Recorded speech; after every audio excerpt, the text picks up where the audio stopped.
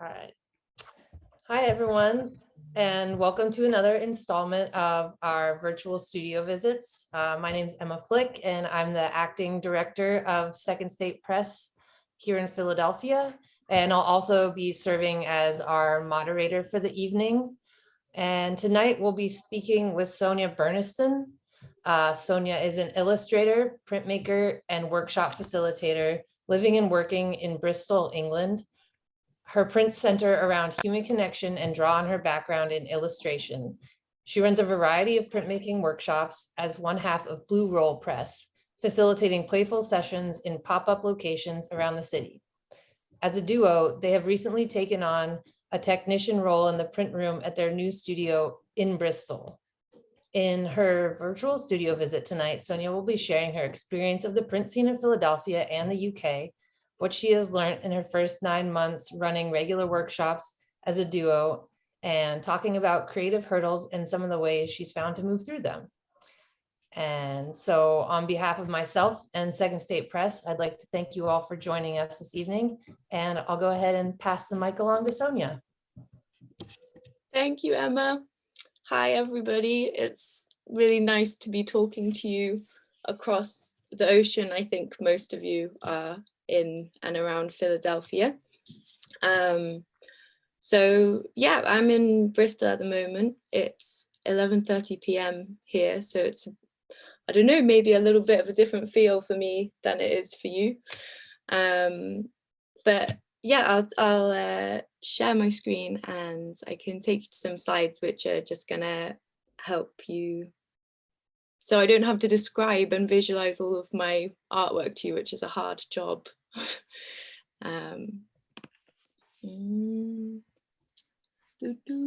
Oh, okay, so I think I need to be made into a host because I'm an attendee at the moment. I'll do that in a minute. Here, I got you. All right. Cool. Are you looking at my screen? Can you see some messy desktop in the background? Not yet. Let's see.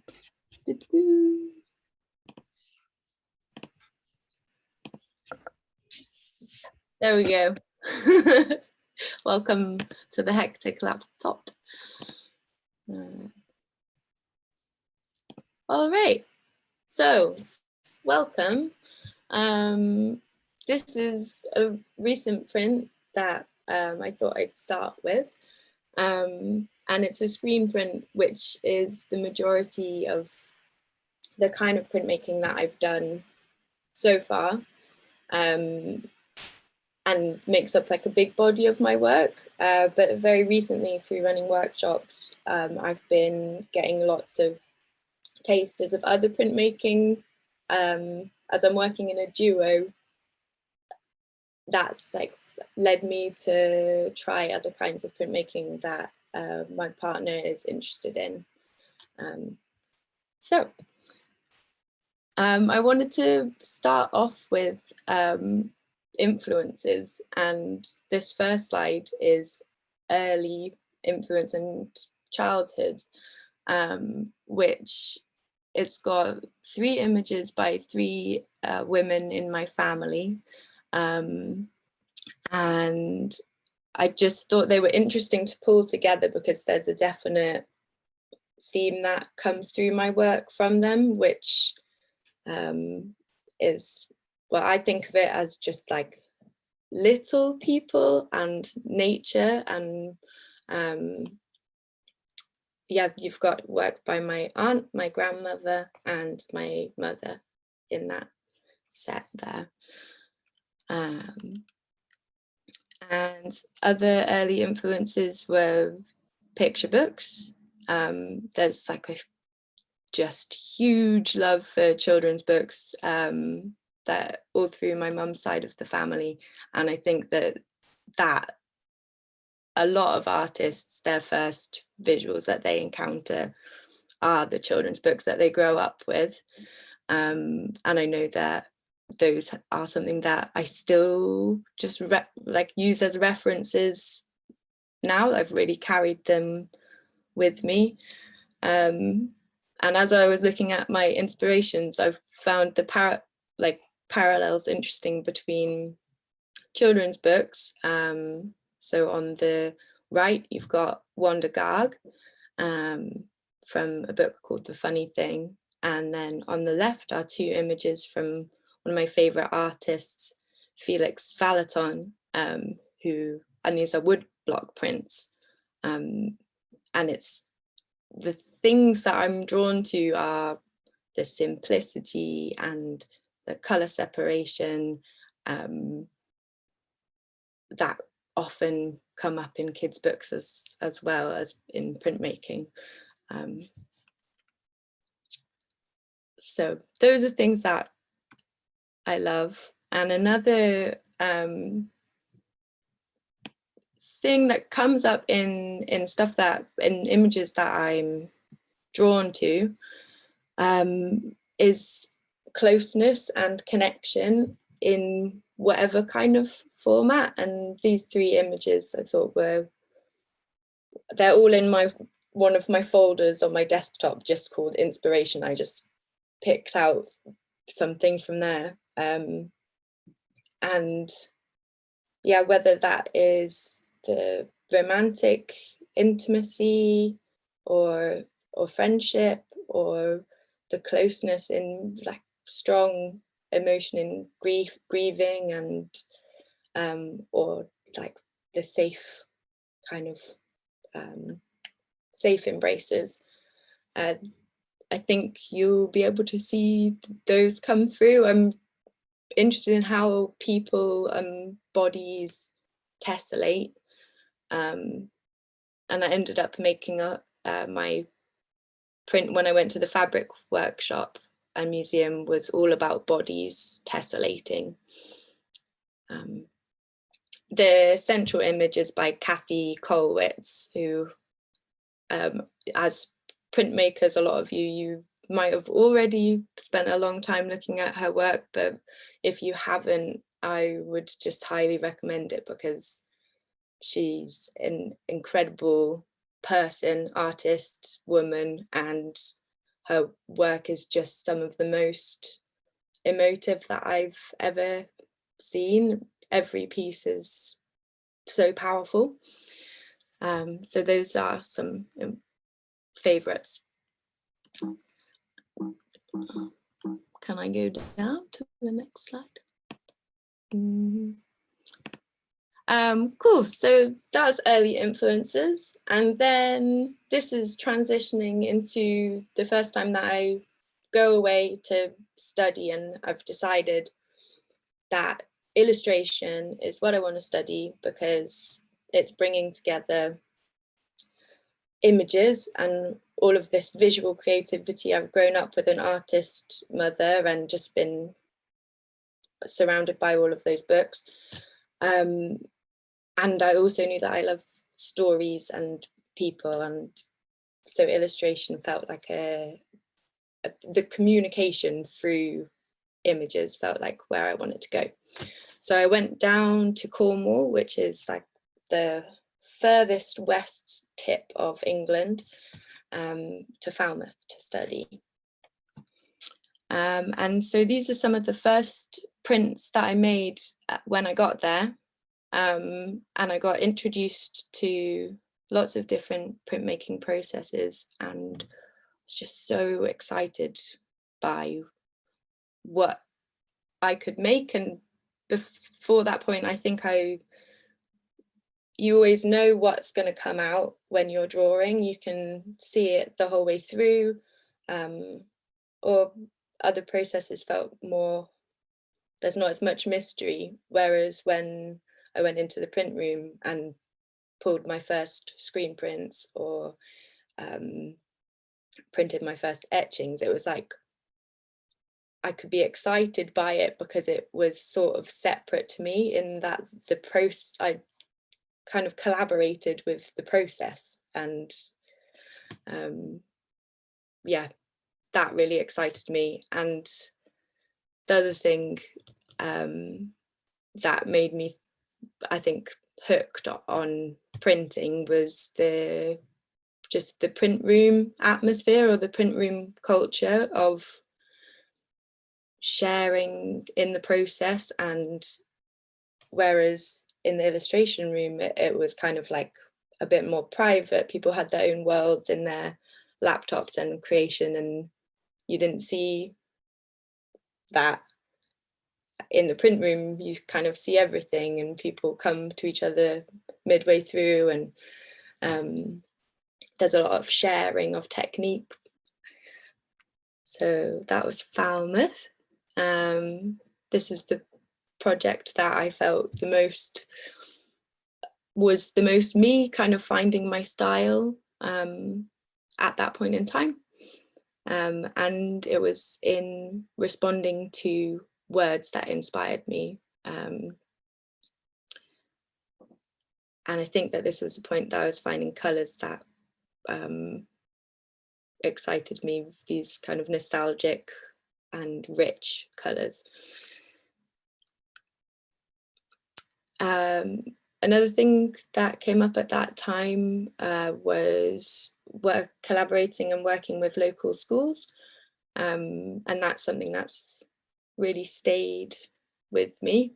Going in and getting their ideas.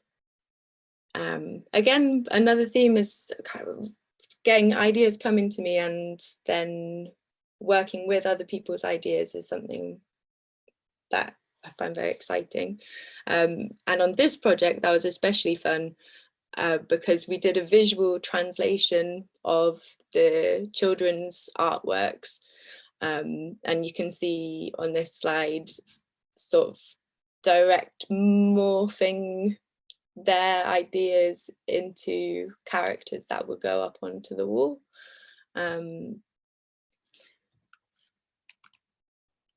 here's just one side of this courtyard. It was a huge project, and I learned a lot about just time management with all of the brickwork that we had to paint in between on that one. And I learned a lot about collaboration, of kind of collective vision. I was working with two other artists, and it was really important. Every morning we did plan the mural before. We had a design, but we would still in the mornings sit up on the hill far away from it and sort of look at the balance of colour and say, that bit needs a bit more interest, or that bit is looking really hectic, or whatever it was, and then write up our plan for the day of what to do.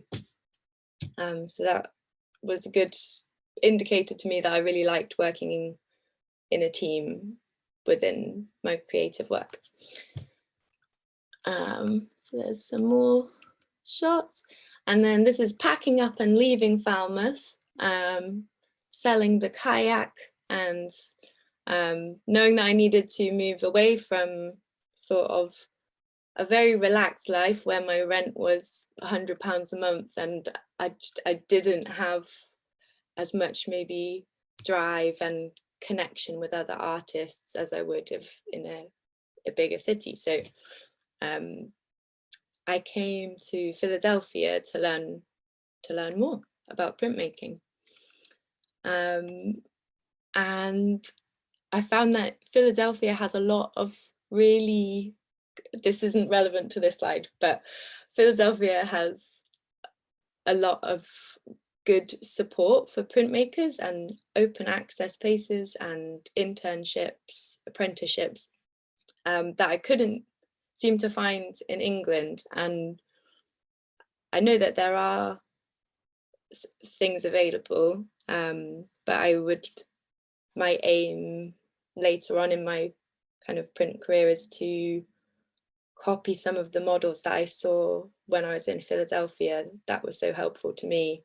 I would love to provide something like that within Bristol or within the UK. So definitely an inspiring time for me.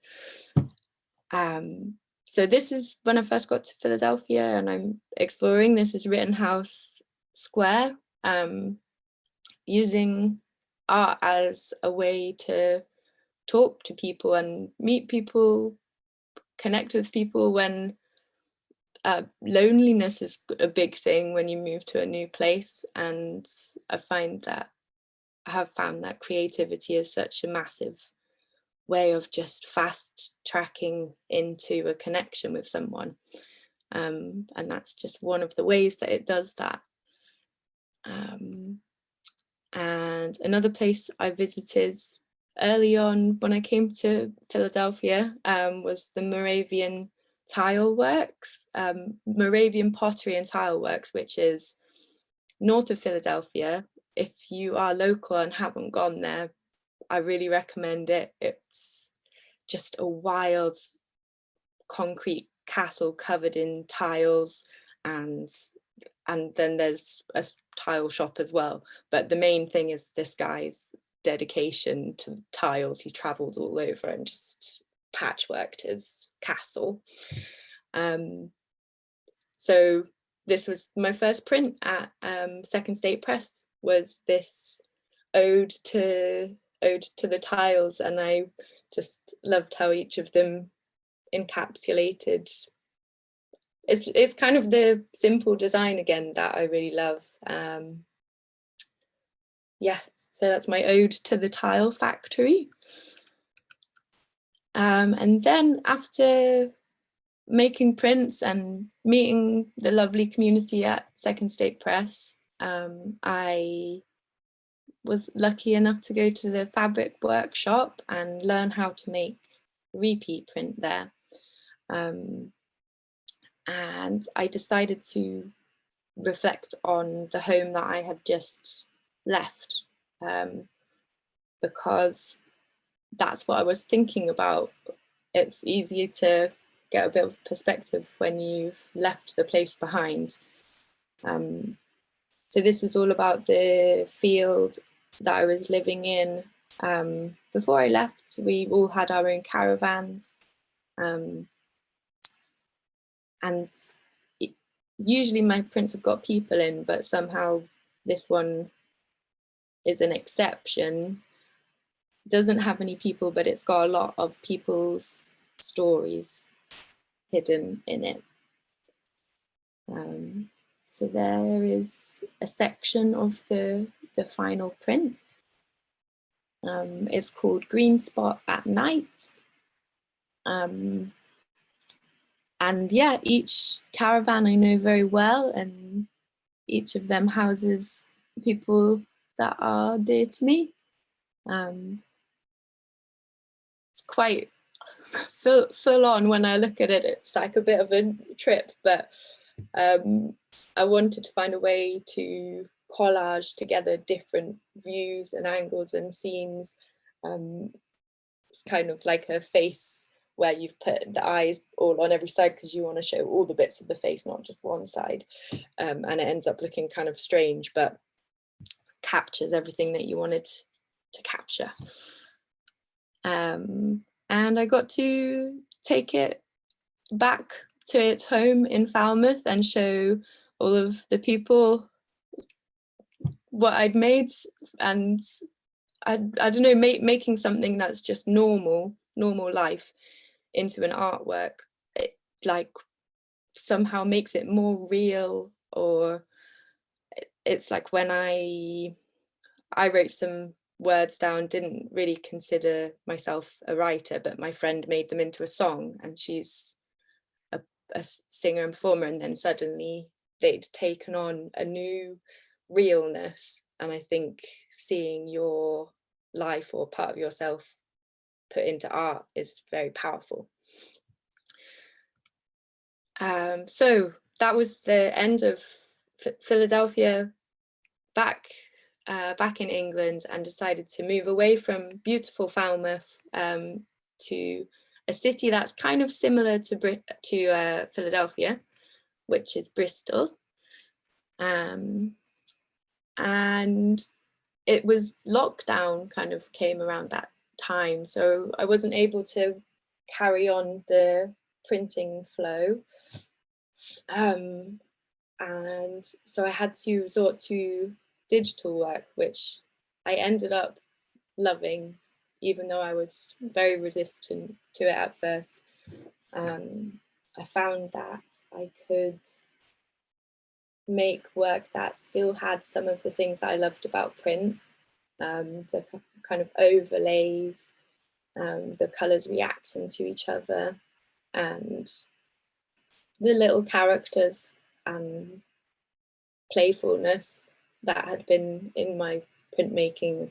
I found a way to carry it across to some digital commission work. These ones are all for a vegetable growing company, which was a great job to get, to be able to work with nature, and they specifically asked to have small characters interacting with the different vegetables for each month. And then as soon as I was able to get back being with people again, then I got involved with community painting projects. This is a mural that I assisted an artist called Dave Bain on. He's a brilliant Bristol artist who his main work is murals, and he's also an illustrator. I especially loved helping him on this one because he wanted to use printmaking techniques and make them accessible to the local community. So we were using stencils, and we were using stamps, and then some textured rollers and all sorts of different printmaking tools, but on a large scale. It's one of my favorite projects. There was, I think, 3 or 4 of these Quantock giants that were based on the local landscape, and kind of Dave invented a new myth for the area about these giants. There's some other pictures, and there's some of the tools. And he also made these cool kind of drilled loads of different paintbrushes to a long stick, and then you could fix that in the center and draw like really nice concentric circles using the brushes, and get really nice swoops and arches using those tools. So I learned a lot from Dave, and I'm excited to kind of bring that into my own mural work in the future. I feel like it's almost mini apprenticeships. Like I learned from Dave, and then I'll take that forward when I get my own mural jobs, and I'm sure there'll be like a younger generation of people who want to get into that, and so it goes, pass them on. All right, so as well as doing that kind of working with the community, I've also found myself teaching printmaking workshops in Bristol, and these have just been a huge learning curve for me, because I'd only ever taught kids before, and it's been brilliant to have people who are just so ready and eager and focused to get printing and kind of come with their own ideas. And you have one plan, and then people surprise you with the different ways that they can use the material. So I always feel very inspired after leading these classes. And this one's in a bookshop, which is fun because then you've got all the reference material around you. If anyone's thinking of putting on print things, bookshops are a great place to do them. There's so much to go off of. And here's a couple prints that I made during these workshops. So it's a nice way for me to keep on working, is that we'll plan the workshop, but also kind of make examples for it. And it gets me to do things that I wouldn't usually do. Like I hadn't worked on Tetra Pak before, which is the image to the left. It's just an unfolded like juice or milk carton. And we heard about it and we were like, that would be a great thing to teach people. I guess we should learn that ourselves before we teach it. And I love how it almost looks like a photocopy of the carton, and that's just an inked up and printed juice box. And the image to the right is just also on cardboard, but it's special dry point card, which is still super cheap, and it looks similar to an etching. You can get so much detail on it,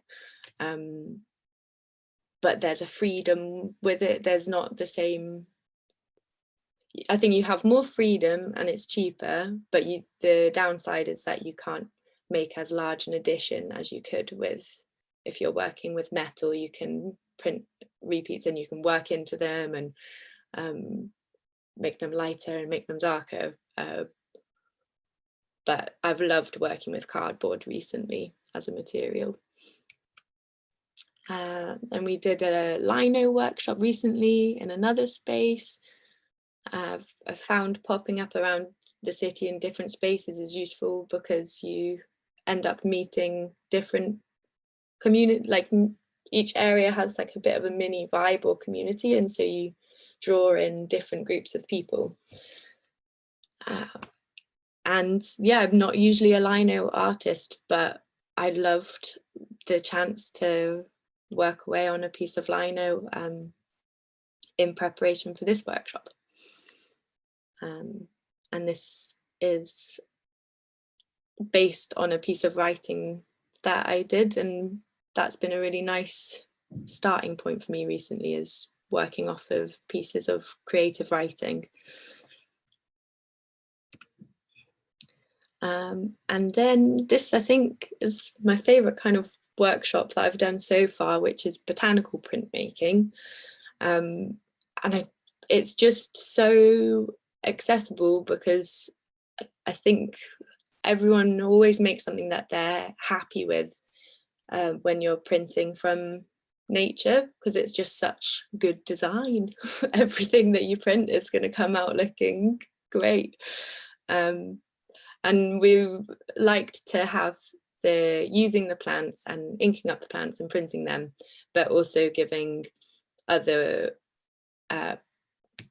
like bits of cardboard and other things that you can cut and manipulate and bring your own voice to the prints as well.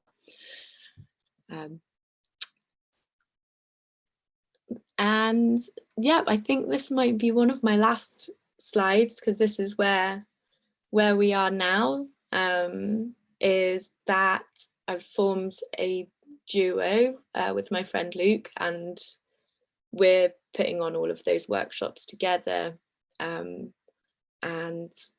just spurring each other on. And in a duo, I'm just finding it really useful if like one of us is feeling nervous about something, then the other one can always be like, we can do this, or if one of us is less organized on something, the other one is like, oh, we need to order more tissue paper, or and just the ideas and the directions that you go in are so varied. Things that I'm interested in, I bring into the mix, and things that Luke's interested in come into the mix. And we get cool matching outfits, so that is also a bonus. Yeah, at the beginning of that journey, but it already feels like there's new things to explore. We're excited to do some going into people's workplaces to offer workshops for them. There might be a big London trip coming up to go into some fancy offices and make them all get messy with us. So yeah, that's where I've been and where I am on my print journey. Thank you for listening. I hope it's been interesting, and some things have maybe overlapped for you or sparked off ideas about your own practice. Let me see if I've got one more slide. Oh, it's sleepy people because it's late in England.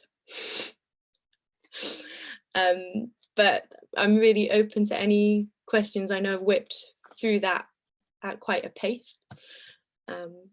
I'll hand it back over. I'll stop sharing my screen. Hello. Thank you so much for sharing all that. It was so awesome to see the just like breadth of your work and commitment to collaboration and your matching outfits as well. So I have a couple pre-written questions that I'll go ahead and field to you, and then we can open it up to everybody else to ask any questions. And if you think of anything in the meantime while we're talking, or if you don't feel comfortable sharing your question in person, you can always throw it in the chat and we can address them that way as well. So going back to your time at the Fabric Workshop Museum, how did your time there as an apprentice help inform your practice?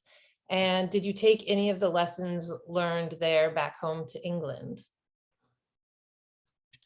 Yeah, I think that a lot of what I learned at the Fabric Workshop was, I think a lot of it was confidence giving. It was the first time that I'd been in a space where I was working on my own self-led work, because previous to that it had always been illustration based, which is like very quickly respond to this brief about mental health and how it's affected by phone usage, and then you're like, okay, that's what I'm doing. Whereas this was the first time I got to be like, what am I interested in, and what is it that I want to make work about, and what does that look like? So it was a big first kind of step into listening to, yeah, what excites me visually. So it's big time.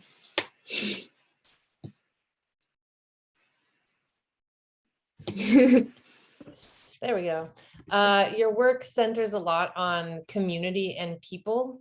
How does your community continue to inspire you, and what exactly do you learn from them? A really good question. So the first two things that I thought of when you said community, the first one was in my household. I live with 4 other creative people. And the second thing was just the wider Bristol community. And within my household, I guess it's taken away the kind of boxing in of like, I am this kind of artist, because I live with musicians. I've recently started playing with music and words more, and that creates a kind of less pressured window back into creating, in that I find writing very easy because it's like not my thing. I don't put the weight on it that I do on visual creating. So I can just like write every morning and that's okay.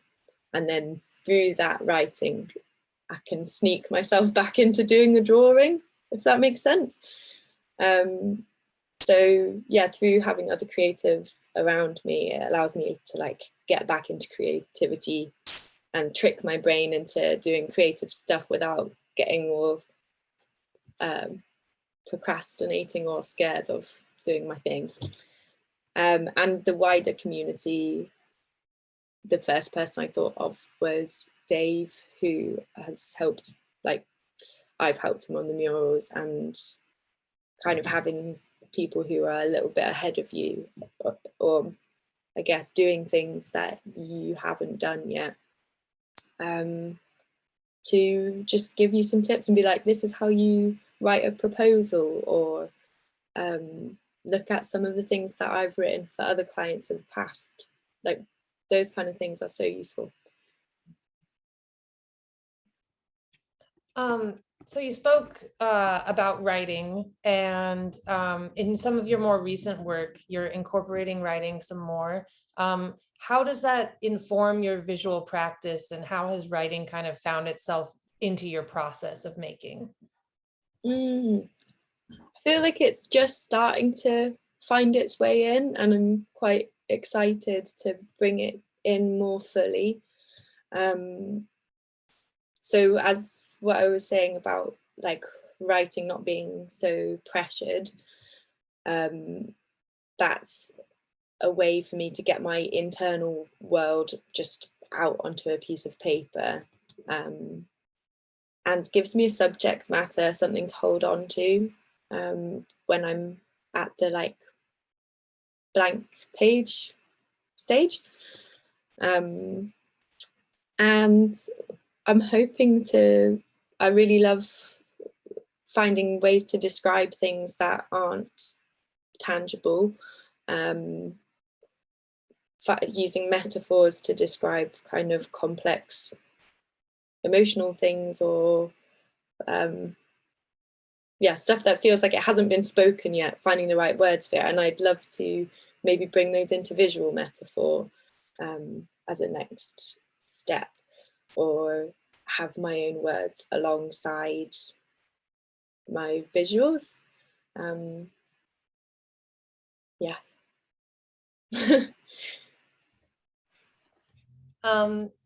So you've been conducting a lot of workshops and doing a lot of collaboration over the years. Collaboration seems to be such a huge part of your practice, which, you know, speaks a lot to printmaking in and of itself. It's a very collaborative process, and the studio is just a kind of inherently collaborative space.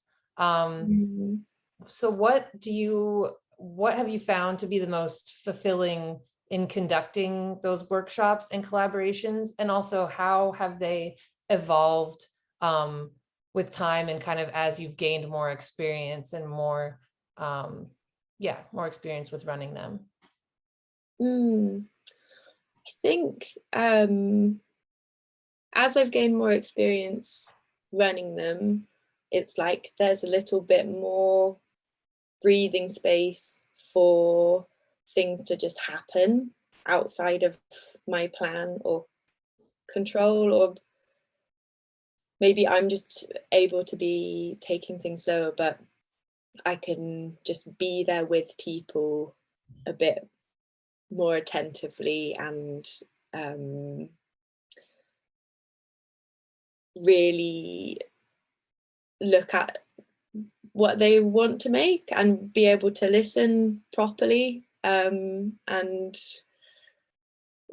at the beginning of leading workshops, I think I was quite like time management, make sure I've got all the materials and like just all of the basic stuff.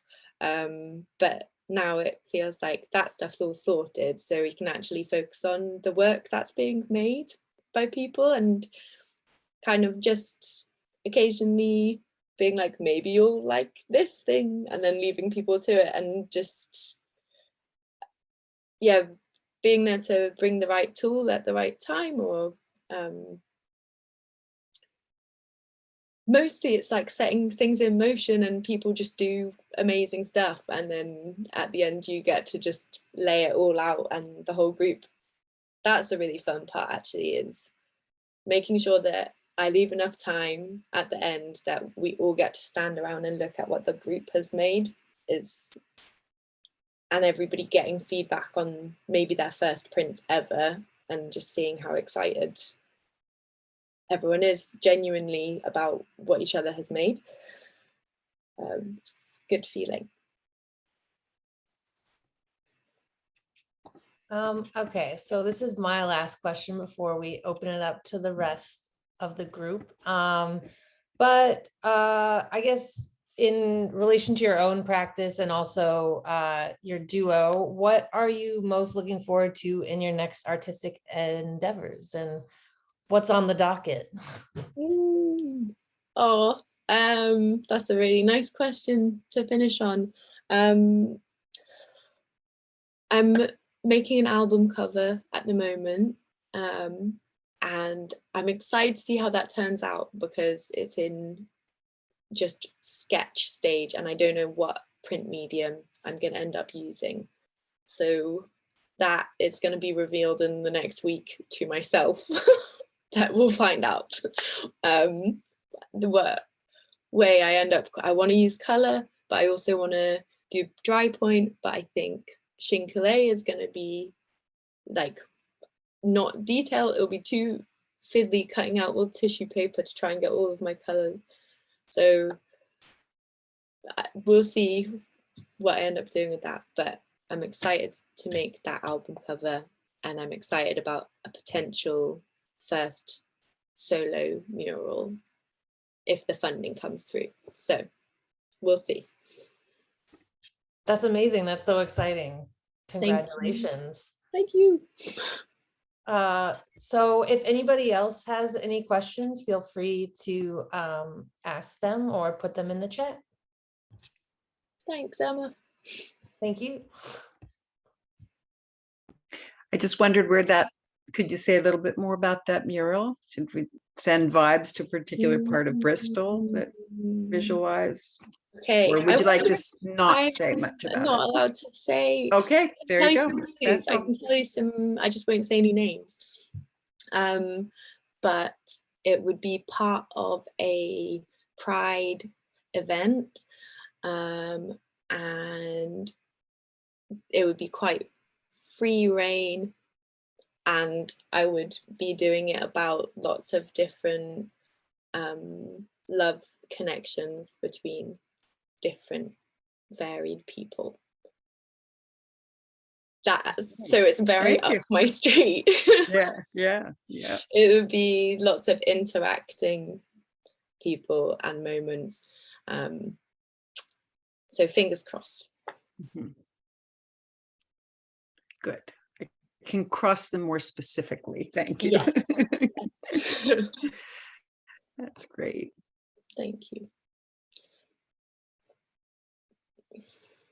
I'm trying not to be piggy with responses because it was so interesting to me. I don't want to barge in, but I really loved seeing all of I love to see the progression and to see the themes that are there and the growth, kind of what's going through. I'm loving the words because you're so good with words. I'm loving to hear more about that too. You know, and yeah,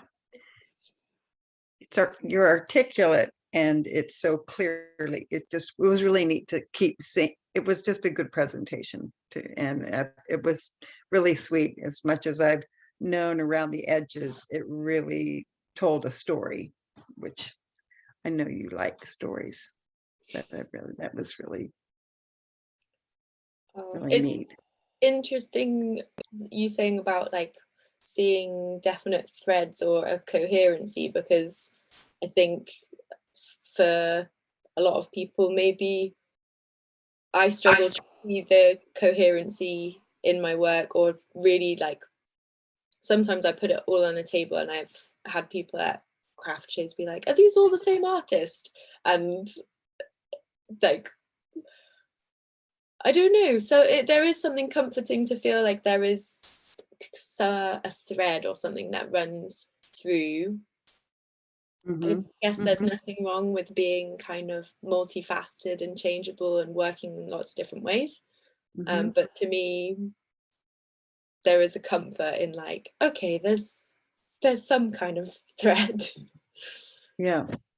Oh, absolutely. And I had never, until this, hearing you and Emma talk, and thank you, Emma. That was really, loved your questions and presentation too. And I have never comprehended or just seen so clearly, oh, printmaking is a collaborative thing. Just talking about what that, what the studio feel is. because I do know, just in my own creativity, I am not someone who enjoys the isolated aspects of things. You know, people, oh, you're so artistic. And there's just things that I don't want to touch with a 10-foot pole. But I hadn't, you know, and how to find support and be connected and be encouraged, but to actually have printmaking kind of in itself and in the setup something that is so collaborative and responsive and shared, you know, and I can see just even you're sharing the surprises, you know, when you peel it up, you never know what you're going to see underneath, you know, and even just sharing that. And yeah, anyway. I loved that you said that not only, you know, do you collaborate with, you know, people in the studio, but you collaborate with the process as well. I thought that was a really beautiful way to kind of succinctly put that, you know. Yeah. I have definitely been feeling that today in a collaborating with paper stencils kind of way. They're doing half of the work, and yeah, you're not always in control, and that is a beautiful thing and a challenging thing. And it feels that way in printmaking almost more than, is that particular to printmaking maybe? It's so process heavy that there's so many stages, and yeah, room for things, unexpected things to happen, which I think is maybe different. You're like, instead of holding something here, it's like you've got a pencil tied to a pole, tied to a noodle, tied to something else, and you're like, there's an illustration. drawing with it, but it's just a bit more like removed from you, I think. Interesting to learn about. And when's your next class with your blue roll? It's going to be a botanical printmaking one. Oh, that's right. And it's kind of semi outside, and we'll get everyone to go off and collect their leaves, and we'll do a walk around observational monoprint where you ink up the surface underneath, and you lay your paper you lay your paper on top, and then you do that one's very close to drawing, actually. You're drawing on the paper and you just turn it over and you have a print. So we'll do a few different kinds of printmaking outside. That's great. Oh.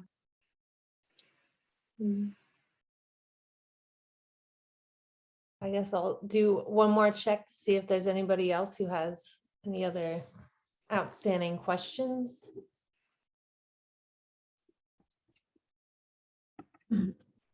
It's not a question. I just wanted to thank you for doing this. It was really wonderful and inspiring. And I so much appreciate being here, and thank you, Second State Press, for hosting this. It's just fantastic. Yeah, it's been, oh, sorry, I interrupted somebody. No, it's just so nice to see your face and see that you're in your kitchen, and